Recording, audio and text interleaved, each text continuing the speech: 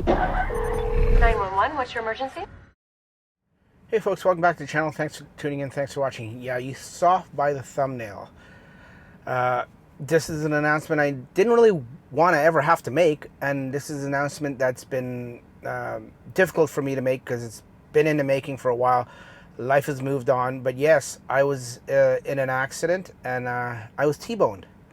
Let me give you all the details.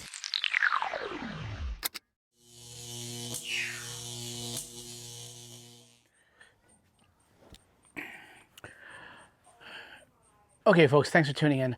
Let's get right to it. Don't worry about subscribing. Don't worry about liking or anything. This video is going to be long enough, so let's just get right to it. So it was the middle of June, I want to say. Yeah, probably the middle of June. And I know by the time you're watching this, this is early September. So it's been months. It's been months because I've been busy, had a busy summer, but also because finding the right way to put this into words was a little tricky and difficult at times too. So what happened was, it was the middle of June. It was about 1:30 in the morning, driving home from Toronto.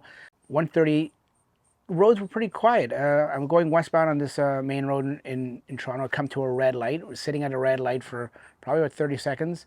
There was one car beside me, and then I think a car behind me. And I've got video. I'll put it over top, and I'll show you some pictures that I took afterwards and stuff like that. So I'm driving and I stop at the red light, and like I said, about 30 seconds, there's a car to the left of me in the left turn lane, about to turn left. The light goes green. I casually go. I'm in no hurry, no rush or anything. I'm not on autopilot, not on the beta, as you know, so I'm manually driving. And I get halfway through the intersection and I feel a giant impact, a giant loud sound, a bang. I feel G-forces. I feel the car shaking and going in a different direction. I basically knew after this initial split second, I knew that, you know, somebody or something has hit me, but I don't know how or why. Like, I didn't see anything. That car that was beside me, that car that was turning left, we both took off from the intersection on the green light at the exact same time. And at one point, I didn't know this, but after I looked at the video, at one point, I guess that driver saw the car coming from our left-hand side at the last minute, and it slammed on the brakes. I didn't see any of this. Like I said, I'm just minding my own business driving. I didn't see any of this, and it slammed on the brakes, narrowly missing the car that was coming right through the red light. So that car that hit me came right through the red light and T-boned me. And it also came out of like an underpass, like a tunnel. So even if that car wasn't there, it would have been very hard for me. I probably would have seen it, but it might have been very last minute. It would have been very hard for me to see it. At the end of the day, this person ran a red light. The red light for that person was easily 6 or 7 seconds, probably even longer. And hit me straight on the driver's side. It began, as you can see in the damage in the photos I'll show you, because I was in a forward motion. It started on my door, on the driver's side door, but the majority and the main impact is the rear driver's side door, and luckily nobody was back there. So hit me, pushed me into across the intersection, and I ended up at the end of the intersection. And when I ended up there, like I said, everything was black. I felt a huge impact on my left-hand side, my head and my shoulder. Dazed for the first few seconds, and like I said, everything was pitch black because it's nighttime and the airbags came down, so that made it even darker, and my windows are slightly tinted. And then there's a little bit of smoke in here, I guess, from the airbag. So for the first couple seconds, I was confused, as you would expect to be. I didn't know what was going on. So I quickly realized something or someone hit me. I tried to open the door, the driver's side door, and muscle memory, I just went straight to the regular button to open the door. I wasn't thinking of the actual manual override. And I know I've been critical in the past about people in emergency situations not knowing that or thinking that the emergency override's there. I fully apologize to those people now, because I get it. In a high stressful, panicky situation, the last thing on your mind is that emergency lever that you've never probably used, or maybe you used once. Muscle memory takes over, and you go for what you know, what is instinctive to you, and that's putting your thumb on that button and trying the door. So I couldn't get out of there. There's a big curtain there down, so I couldn't see what was to the left of me. So I decided, you know what? I'm going to go out to the passenger side. So I climbed over the center console into the passenger side area, and I got out. And when I got out, there was a couple of people around that had already stopped. And I looked at the damage in my car, and I saw that it was the whole left side. And I realized that I was fairly lucky. Now, this whole time, I've got a headache. It hurts, and I'm dizzy. I was probably dizzy about half an hour later. Ambulance came. I sat in the ambulance. They checked me out and monitored me for about a good hour while waited for the other emergency services to show up. And other than that, I was fine. I contemplated going. I didn't go to the hospital that night. I contemplated going to the hospital the next day. I just monitored myself. But you know, all the emergency services, the fire, the police, the ambulance people, even the tow truck drivers, they saw the damage of the car and they said, "Wow." They were surprised I walked away and got out in the car and I was fine. And they were surprised the amount of damage, how much little damage there was on the inside of the car, on the inside rear seat, like I guess the driver's side passenger. Even though that's where the major impact was, they were surprised that there wasn't more intrusion into the car. And I'll show you a video. I've got a video I'll play in a little bit, and I'll show you what I'm talking about. The car was very safe, and they said if it was any other car, they probably wouldn't have walked out of it. I would have probably had to been taken out and taken to hospital. So I felt very fortunate, and how safe that car was, and I'll get to that in a little bit later part of the video of why I chose another Tesla for that reason. The car did what it was supposed to do. It saves me. And then in the back, you can see. I'm trying to see if the door pushed in there.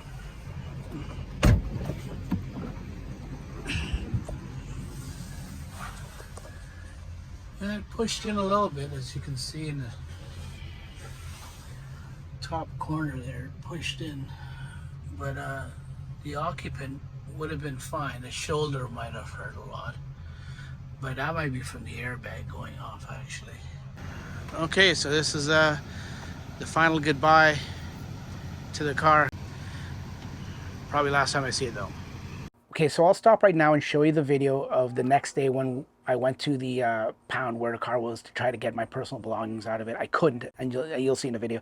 A few days later, I did end up getting the stuff, and the reason why in this video the car didn't power up and everything, I found out later. There's something called pyro fuse. So let's watch that video and we'll come right back. Okay, so this is the daytime. A few days, actually it's probably closer to a week later after I've come. It's still here at the I guess wherever it was towed. Insurance hasn't picked it up yet. Here you can see the damage a little more from the impact. And you know what? The battery, I remember the night of the accident, the battery had 60-something% left in it. Now, the car is not turning on at all. I'm using my key card on the pillar here to get in. I can't get in at all. There's something called pyro fuse, and that pyro fuse, basically on impact of a collision, that pyro fuse goes off. And while the car was on during the accident, while I waited for the police and everything, and the tow truck and everything, the car was powered up and everything. That's how I was able to get the dash cam and the video footage and pull out the dash cam and stuff like that. The reason why that was on, that was running off the 12-volt battery. That 12-volt battery will probably die after 2 or 3 or 4 hours. And then after that, the car is dead because the pyro fuse has gone off. And it disconnects. What that pyro fuse does is it disconnects the main battery from the car for safety reasons. You can see my door there, and you can see how the whole car is shifted from here to there. Come around here, you can see everything here is shifted. You can actually see the wheel. The wheel, I don't know if you can tell on this angle, the whole wheel is bent out. And if you come over here, you can see this is all lifted and doesn't go down anymore. It doesn't go flush. But this side of the car is fine. Here's my PPF along with some glass and a giant hole right in the door. and that's some sensors in there.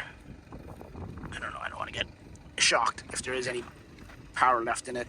As you can see, this part of the door is all folded up, and that's why this door won't open up. If you look in here where the airbag went off, this panel is all shifted, and this is the damage here and the intrusion. But if you look at the line straight here, there's not a lot of intrusion into the car other than this panel. So if somebody was in there and the airbag went off, they wouldn't have been crushed. I can't say they would have been crushed. There's some mechanisms in there for the door and the window, I guess. Other than this stuff coming down and folded, yeah, that's it. And there's all the other airbags. If I lift this airbag up and look into the car, you can see the whole screen is off, and I can't get in the car. I mean, I could climb in this, but I don't want to climb in there. I'll have to wait to see if somehow, when it gets to the body shop, after they look at it, if I can get my stuff out of it somehow. So the police came and did their thing and towed the car to the nearest pound because I hadn't decided where I was going to get it taken to. The car that hit me was an older model, a large SUV, a Ford Explorer, and as you can see the damage, it's a high up front grille of the car, so you can see where all the damage on my car came from, and it was pretty bad. So like I said, I had bumps and bruises. I had a seatbelt bruise over my shoulder here for a few days later.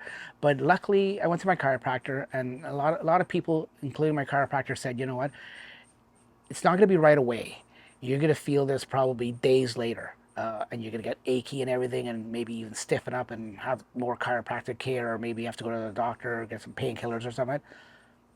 Fortunately for me, it was very minor. Like other than the bruising and a soreness the first couple days, and the shoulder hurt a little bit, I didn't have many injuries, or if any at all. And that is a testament. I swear to God, that's a testament of how safe these cars are. You know, you can hear and you can watch and hear other people say and get all the 5-star safety ratings from the crash test evaluators and everything like that, and Tesla saying it's a safe car. But unfortunately, and it shouldn't be this way, but unfortunately, when you're actually in the situation, you're in an accident, that's when it hits home. That's when you realize that these cars are the safest cars in the world. And you know what? I wouldn't have it any other way. So that's why the next day, I didn't hesitate at all to put in an order for another Model Y. And some of my friends and family said, and co-workers said, like, why'd you get another one? Like, why were you so quick to? And I said, I'm in the safest car, and I want to go. I want my family to be safe. We were planning a trip out east, which we ended up doing. Now it's after the fact.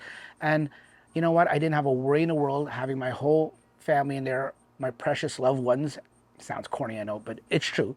Had them in the car. We went 5,000 kilometers, over 5,000 kilometers on different stretches of highways and interstates and stuff like that. We went through the states and stuff like that.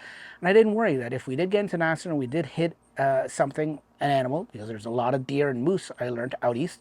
And I was really worried about that. But I knew that if we did get into an accident, we would be safe. I mean, getting into an accident you worry about anyways, but at least it would have been safe, and I wouldn't have worried about being injured, because I was a testament that the cars are safe at such breakneck speeds. Speaking of speeds, the driver that hit me, it was confirmed that he did go through a red light. As you can see by the video, police estimated doing about 60 or 70 kilometers an hour, which is about 40 to 45 miles an hour. Did not brake once. He ended up being drunk. He was arrested at the scene and charged with drunk driving and blowing over 80. I don't want to get too much into that because he is charged and there is going to be a court case, so it's before the court, so I don't want to speak too much of it. But let's just say that don't drink and drive, folks. I swear, and I say to my friends and family, if he had hit anybody else in a different car, in the same scenario and same situation, that person would have been in a hospital, and it would have been a lot worse. So thank God it was me, and thank God it was a Tesla, thank God I was by myself and nobody in the back seat. So after that, like I said, the next day I notified my insurance company, got a rental, a gas car. I didn't want to get into the whole trying to get an EV and stuff like that because they only have a certain amount on a rental, and I didn't know how long I was gonna have this rental for. All I knew is I wanted to get into another Tesla. So the next day I actually put in an order for a new Model Y, not knowing how long it would be, not knowing if the car was written off or if it wasn't going to be written off. I just knew I wanted another one, and just in case it was written off, I wanted to start the ball rolling early. Good thing I did. I had no idea, folks. This is pure luck and timing. I had no insider information. I mean, I don't know how you would know. I don't think anyone knows other than a handful of people at Tesla would know. But the next day after I put in that order, the price increase went up, and it went up $3,000 here in Canada. So I saved myself $3,000, not even knowing, just dumb luck. So that was a good thing. I saved myself $3,000, and I figured, you know what? I'll keep the order. I'll wait to see what the insurance says. And then after a few weeks went by, and still waiting on the insurance company, I'll tell you about that process in a second. After talking to my wife, we decided, you know what? No matter what happens, whether they write the car off or they decide to fix the car, we're going to get a new Tesla, because we'll get it, and if they fix it and there's no problems with it, and we decide to keep it, our original car, and we get this new one, or it's to be delivered, we'll keep it and we'll turn around and sell it. Or if we decide that we want to keep the new one that we get, we'll sell the one that gets repaired. Yeah, albeit at a discounted amount, because it'll have a Carfax, it'll have a damage, it'll have a reduction in value, reduced value on it because it's depreciated, because it's been in an accident, but we'll still get, you know, a decent amount of money for it, right? So the way the market is for used cars now, we may even have broken even from what we paid for it originally. The market is crazy. So we decided we're going to get a new one, and we'll deal with whatever the outcome from the insurance is at that time. So we decided to keep it.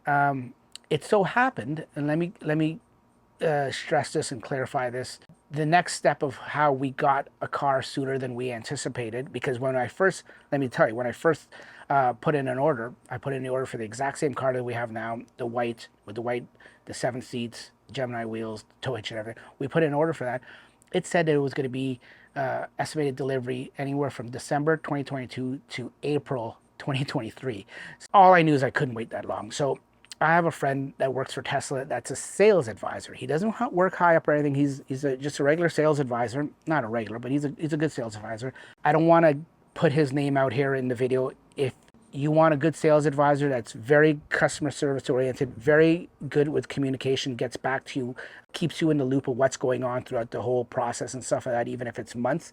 Like I said, I don't want to put his name in the video for his privacy, but what I'll do is I'll say, get a hold of me. My email's in the somewhere in the description of this channel, or you can find me on social media, DM me, and I will privately let you know who it is. If you've already got an order in for a Tesla, don't bother. He can't help you if you already have an order. But if you don't have an order, you're thinking of getting one or getting a new one, then you can use them. So after I put in the order, I told my sales advisor, I said, this is my order. I said, I need a car as soon as you can.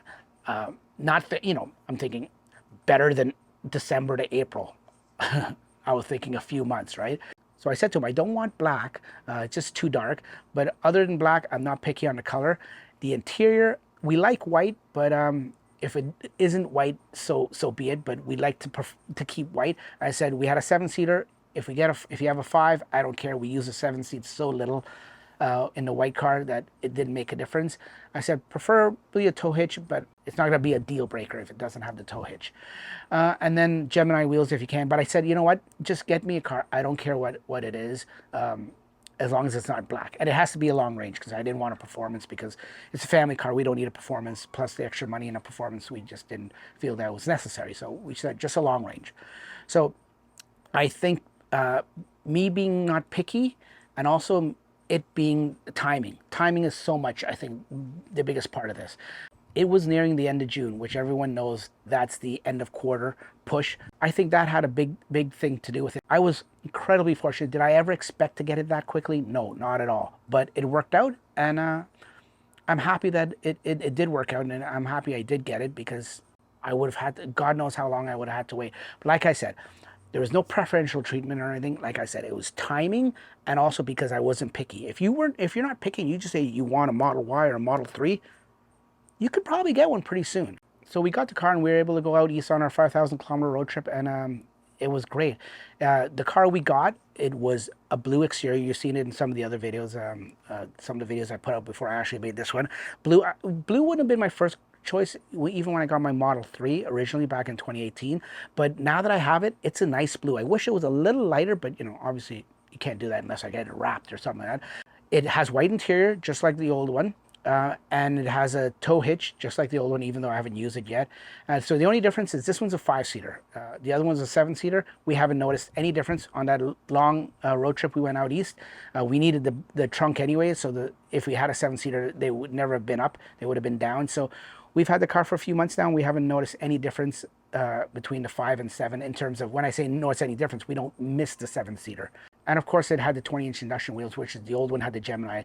So fast forwarding the story, after a few weeks, the insurance company took the car and looked at it, and it wasn't till the beginning of August. So remember, the middle of June is when the collision happened, and then the beginning of August, so what's that, 6 to 7 weeks later, they finally came back and told me that the car was a total loss. They've deemed it a total loss, and it's a write-off, and they're going to issue me a check. Oh, what I didn't mention is when the body shop appraised the damage and everything, and they said they could fix it. Even though all my friends and family, all the people on the side of the road during the accident, the tow truck drivers, the police, the firefighters, they all said, this car's a write-off. Don't worry, it's car's a write-off. I mean, it was really early, and everyone was sure, even my Tesla friends that work in the industry said, oh, it's a write-off for sure, after they saw the video and saw photos. But I wanted to hear, obviously, from the insurance company. They're the people that count. They're the ones that make the decision. They're the ones that need to say yes or no. So with everyone saying it was a write-off, I was pretty sure it was going to be, but I wanted the official word, which I got. But when the body shop had looked at all the damage and said, we can fix it, because that's what body shops do. That's their business. They have to fix cars. So they're not gonna say it's a write-off and we don't want to fix it. They're gonna say, this is how much it's gonna cost. Well, the estimate was just under $49,000 in damages to fix that car. The battery pack was fine. There was no problem with the battery pack, but it would have cost them $49,000 to fix that car. I guess that's why the insurance deemed that it was a total loss and it was written off. So, okay, folks, so that's it. Like that's my story. The car is incredibly safe. I owe my well-being and my health to Tesla. Like I said, people ask me why I got into another Tesla so quickly. I mean, I find it really hard now. Say what you want about Tesla and the build quality and how long it takes and customer service. My number one thing when I buy a car is safety. After this accident, I find it very hard to get into another car. Call me paranoid, call me stupid. I know a lot of people say it's 2022, all cars are built with the same kind of safety. Yeah, to some extent they are, but this car was incredibly safe. And like I said, I heard it from emergency services, first responders that go to these things every day. They didn't think I should have walked out of that accident as well as I did. Even medical people, like I said, my chiropractor, they were surprised that I actually walked away from this unscathed. Anyways, folks, that's my story. If you have any questions about any more of the process that I didn't get on because I didn't want to make this video too long, it's already long enough, hit me down in the comments below. Anyways, thanks for watching. I'm happy to be here. I'm glad, I'm fortunate to be here. I'm appreciative to be here because it really puts a change on your perspective of life after being in a collision like that. Thanks for watching. Take care. Bye-bye. So this is it. It's Model Y, long range, white on white, white interior. I'll show you that in a little bit. 7 seats. Julie wanted 7 seats, so it's got 7 seats. Just regular wheels. I'm gonna upgrade my wheels myself. And there you go. I'll show you around as soon as they let me open it up.